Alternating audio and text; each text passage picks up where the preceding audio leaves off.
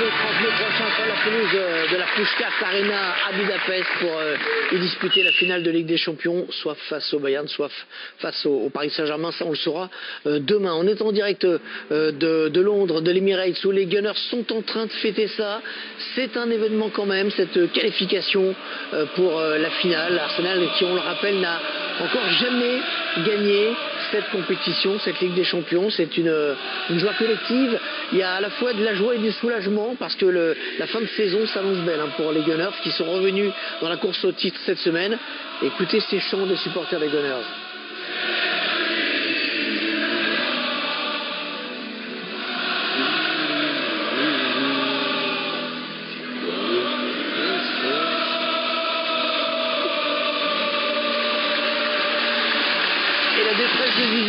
De Grisou qui tire sa révérence en Ligue des Champions ce soir. C'était son dernier match européen, on y reviendra bien évidemment. Elle dit quoi cette chanson? Vous la connaissez par cœur, Robert? Non, je ne la connais pas par cœur. Ah, en 10 ans, vous la connaissez pas? Non, je sais la chanter, mais... Non, c'est le chant d'Arsenal. Il est trop ému en fait, Robert. C'est Robert. Non, je suis très content, vraiment. Ah oui. Pour Mikel Arteta et surtout pour le club, les joueurs, bien évidemment. Regardez cette image quand même. Et ça fait du bien en tout cas. Antoine Griezmann salué par les supporters colchoneros qui ont fait le déplacement. Les larmes aux yeux. Voilà, ça se termine ici, à l'Emirates, pour Antoine Griezmann. Larmes aux yeux, je sais pas. Hein. C'est bizarre, non?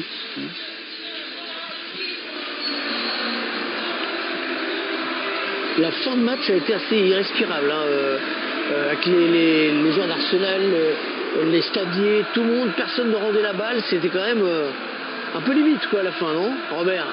Ouais, bien sûr, oui. Mais ça fait partie du jeu. Hein. Je sentais ça toute la saison. C'est la tension, ouais, bien sûr.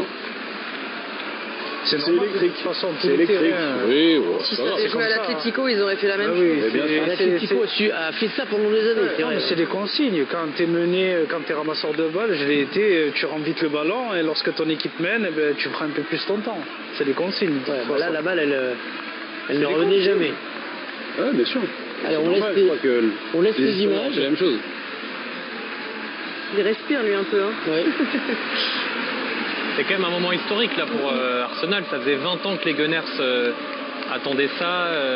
Lui, ça fait quand même maintenant près de 7 ans qu'il est sur le banc d'Arsenal. Ça a été un long processus, on lui a laissé du temps. Alors il n'y a pas de trophée gagné ce soir, mais c'est quand même un premier aboutissement avec peut-être dans quelques semaines ce titre de champion d'Angleterre et d'ores et déjà une finale de Ligue des Champions à jouer. Elle restera quoi qu'il arrive déjà dans l'histoire du club cette saison 2025-2026. 22 ans qu'ils attendent le titre de champion d'Angleterre et donc 20 ans qu'ils attendaient une finale de Ligue des Champions. La dernière c'était en 2006, une finale que les moins de 20 ans n'ont pas pu connaître, où Robert était sur le terrain, pas longtemps, mais il y était. Défaite contre le Barça. Merci, au Stade de France. C'était une très belle finale. Et bien sûr, les Gunners espèrent que cette fois, ça se terminera différemment. Ce sera donc la deuxième finale d'Arsenal, puisque 2006, avec Robert, c'était la première.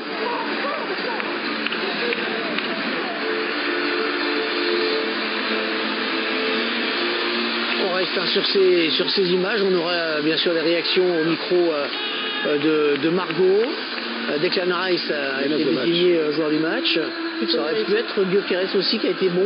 On y reviendra au cours de ce débrief qui va durer une vingtaine de minutes. Ensuite, on vous laissera avec Nicolas Tauriol et sa bande pour un late consacré en grande partie au match Paris Saint-Germain-Bayern de demain. Robert, qu'est-ce que ça vous inspire, cette joie collective là, de tous ces supporters?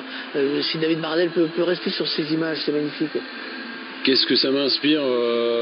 Que la saison elle est longue, bien évidemment il n'y a toujours pas de titre, mais c'est un vrai soulagement pour Mikel Arteta, parce que après bien sûr on peut toujours débattre sur la façon dont jouent les Gunners, mais disons que c'est pas facile, et il a beaucoup de pression, il sait qu'en cas d'échec il sera certainement plus sur le banc d'Arsenal la saison prochaine, donc le processus il n'est pas facile, en tout cas pour l'instant c'est une belle semaine. Il y a eu cette victoire face à Fulham, il y a hier l'accrochage de City sur le terrain d'Everton, aujourd'hui la victoire sur l'Atlético.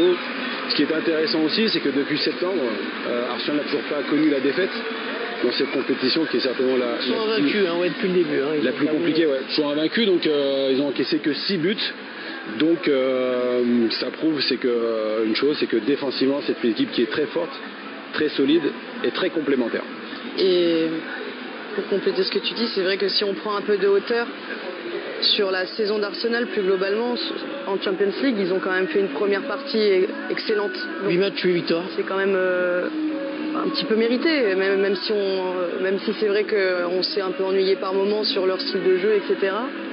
Je trouve que globalement, ils font une saison en Europe qui est très bonne et leur place, ils ne l'ont pas volée en finale. La saison dernière, c'est Liverpool qui avait dominé la phase de saison régulière qui avait été sortie assez vite par le Paris Saint-Germain. Cette fois, le premier de la phase de saison régulière est en finale. Il y a une progression aussi pour Arsenal qui s'est arrêté en quart de finale il y a 2 ans, en demi-finale la saison dernière face au Paris Saint-Germain et qui cette saison sera en finale. Il y a une progression au niveau européen et on vous l'a montré un peu plus tôt dans la soirée.